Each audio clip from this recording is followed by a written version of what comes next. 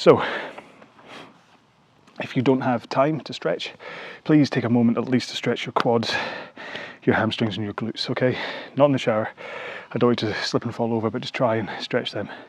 Or, if hopefully by now you know the score, you should have found a stretching mat if there is one where you are, and you're ready. Stretching John will take you through some stretches on a mat, and I will take you through some stretches on the rowing machine, and I will complain about the rails on the water rower. So put your feet back in the straps, nice and straight, kind of legs straight but not locked knees, okay? There's a fine line between locked and straight. Hands in the air, and then fold forwards. Send your heart down towards your legs. And then just rest your hands on your ankles or shins or feet or wherever you naturally stretch to as you're doing this. And then after a few seconds, if you want, you can walk your fingers forwards and see whether you can increase that stretch, okay? So, downside to walking across the top of your feet is it's quite easy to just hook your fingers over your feet, and then you kind of cause that tension of almost pulling yourself forwards. And I've said before about how that can lead to injury, so just be careful if you're going to do that. Let's do glutes next. So one leg up on the rail. Who knows what way I'm going to face this time. Bring your other foot over so that your heel is in the crook of your knee. Bring that knee across your body, and then either hold onto your knee or put your tricep against the knee or whatever works for you. But either way, rotate round.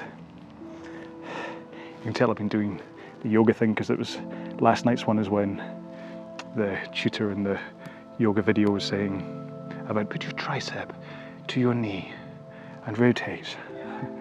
So it's a different way to do it rather than pulling. Because again, tricep to the knee is less of a, here I've got some force, I can kind of pull myself, my knee across my body, which, like I say, if you're forcing something, sometimes you can give yourself a wee bit of an injury. So swap legs. So again, as he does exactly the same thing, and then rotate round. And remember, I'm holding onto the back of the seat here just as an anchor point and stability, of course. Otherwise, I could corkscrew myself off the seat, flying off into the sky. This ain't Kansas anymore, NEM. Yeah. Oh, there's fly bugs everywhere. I don't know if you saw that, just flicking them off me the whole time during today's row. Who knows how many I've trapped in the strap of the handle. They've got squashed on the way back. Right, quads next. So I'm going to rest a hand on the monitor for stability, flick the opposite foot up behind me, and then just have just enough force to put a stretch into that quad. Remember, quads, we're talking the higher up, or sorry, the middle front part of your leg, big meaty part, not higher up. Not up here. This is what will stretch next. Oh, good grief. Getting dive bombed. I know there's a thing with, is it little midges that really like carbon dioxide? And that's what they go for. They sense like things that they can eat through carbon dioxide. So you've got to figure I'm giving off quite a bit of it, having been rowing back and forwards. So that's probably why all these flies are coming for me. I can hear the faint buzz of bees on the big pink flower. Azalea? I don't know what it is. I should ask Julie. I can hear them buzzing around. I love watching bees. They're on, I mean, bees in a hive are fascinating, but we just watch bees just buzzing around a flower. Oh, right, one foot in front of you, knee behind you, 90-degree angles on both sides. Tense your stomach muscles, tense your glute that has the knee on the ground, and then lean back very slightly. I hear music. So that's much nicer, isn't it? A little musical accompaniment from across the way instead of, I don't know, lawnmowers or chainsaws or dogs. Nothing against dogs. Want to make that clear. The dog's barking while I'm trying to do a piece of camera, it's just quite annoying. I'd love a dog. I've said this before, haven't I? Where if it wasn't for work, I'd get a dog. Change legs. Yeah. Right now, I've got a real. You know how people talk about having like the baby clock. Biological clock is ticking. How, I need to have a baby. I need to have a baby. Right now, I want a little cocker spaniel. I've seen loads of people with cocker spaniels recently, and you know how it's like when you want something, you see it more. A little Cocker Spaniel with the little fluffy ears. That's what I'd like. Of course, my 2 cats would not like that. Lulu and Isa would both be like, what are you doing to us? So, but yeah, because of work. Because sometimes I'm away and Julie's away, you can't have a dog in the house. And although some edit suites are quite good at letting you take your dog into work with you, I don't think that's very fair either on the dog or the person I'm working with. So, okay, right, let's do forearms the normal way rather than on the ground. I'll explain why in a second. Hands in front of your face, and then push them together and bring your hands down in front of your body so your thumbs kind of at sternum height. Your forearms will be parallel to the ground, and hopefully this is giving you a nice stretch into your wrists and forearms. Yeah, what I realized when I was watching the video, so why am I suddenly speaking at a million miles an hour? What I suddenly realized when I was watching the video back yesterday, when I did the version of me doing this on the ground and turn the hands around and whatever, I was completely out of frame. Didn't realize I'd come so far forward that you couldn't see what my hands were doing. Hopefully you got it when I said you turn your hands around. But yeah, but it is a really good stretch for your forearms if you're doing that, especially if you're doing kind of yoga-based stuff anyway. When you get into tabletop, you just spin your hands around. It's tabletop. Yeah, because it's a reverse bridge is the one that she keeps on saying. She's like, put your hands behind you and feet in front and thrust your hips up into the air into reverse tabletop, I think it is. And I'm like, it's a saggy bridge trying to do it. Right, let's move on to shoulders next. Hands straight in front of you, across your body. And then hold that, just hold that stretch of your shoulder. Your arm across your body straight. Yeah, sorry.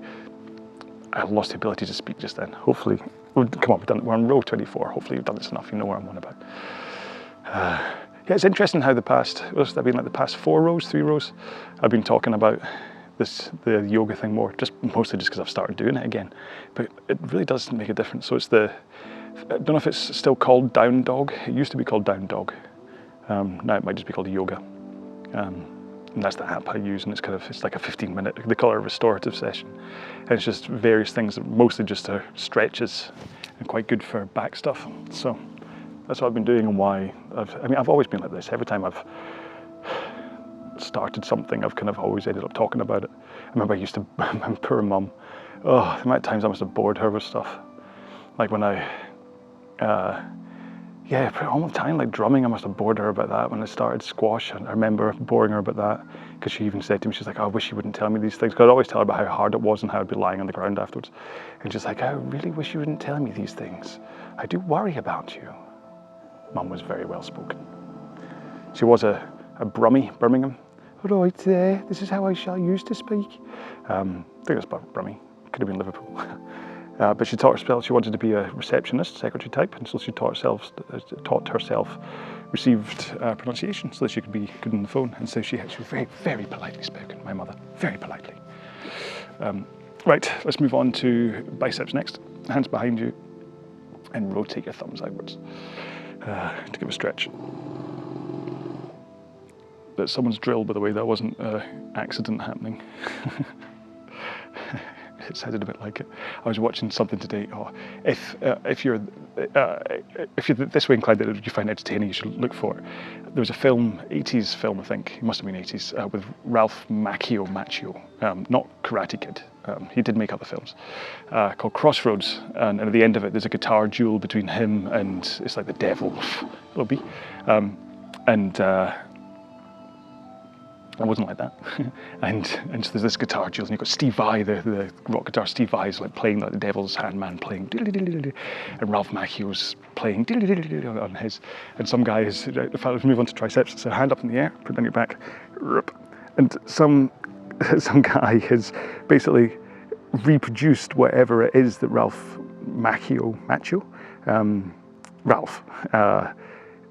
was actually playing, because he was miming, so he's reproduced what he was actually playing on the guitar, and it's hilarious just that he's kind of like,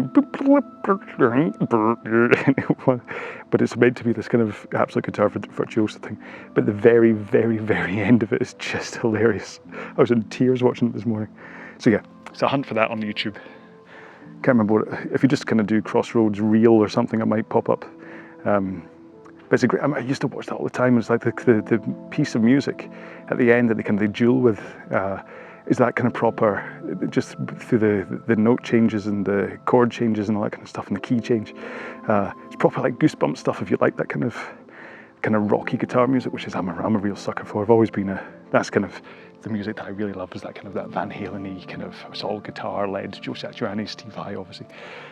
So yes, I used to watch that all the time, and so it's quite funny. There we go. At least I didn't get distracted that much in today's row, did I? So I know I need to get back on point a little bit in terms of being a bit more entertaining on the stuff. I feel like I'm talking a little bit too straight nowadays. So and it's only really in the stretching things I tend to have an epic rant. So there we go. We're done. That's it. I hope you have got fit by rowing, basically. Do let me know how you got on with the series. Do you feel it helped? Did you see any change? How have you measured your fitness, all that kind of stuff? Do get in touch and let me know. And also let me know what you're going to move on to next. And get in touch if you want any advice, if you want me to look at your technique, if you want me to suggest what to do next and whatever, just get in touch. I keep on thinking that I could do like a one-on-one thing and actually kind of properly coach people, but I just don't think I have time or whatever. But I can help. I can do via email and video reviews and stuff. I'm here to help you if you want any help, all right? So don't let this be the end. It's like we're breaking up, isn't it? Because remember, I've got lots of other stuff. Okay, so you can just carry on looking through the channel and keep an eye out for what's coming next too. So there's still going to be RowAlongs, reviews, all that stuff. So yeah, so look after yourselves, and I will hopefully see you in a future video. Until then, row well, be well, bye-bye.